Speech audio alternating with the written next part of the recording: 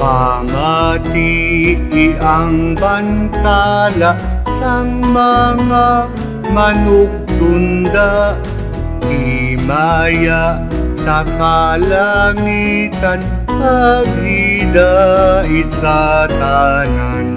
Magbulugyaw kadutaan, magbuylog sa kalangitan, ibantala si Kristo.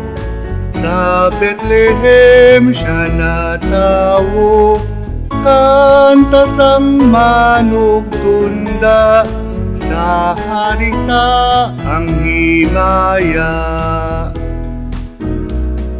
Si Kristo ginapadunggan, Ginoo sa waylangan.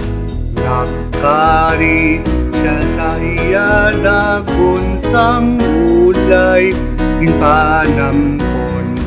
Sa unod siya nagpahayag, kaysa aton siya ginhatag.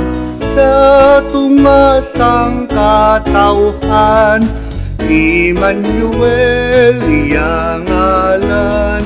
Dunggang manugtunda, sa harita ang himaya.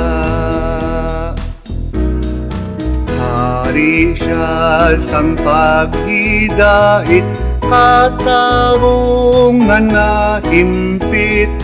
Kapawa kagkabuhiman, gindalan niya sa tanan. Ginsikway niya ang himaya, nga ang tao di madula. Ginhatag siya sa aton, kabuhi nga kapadayon. Dunggang manugtunda, sa harita ang himaya.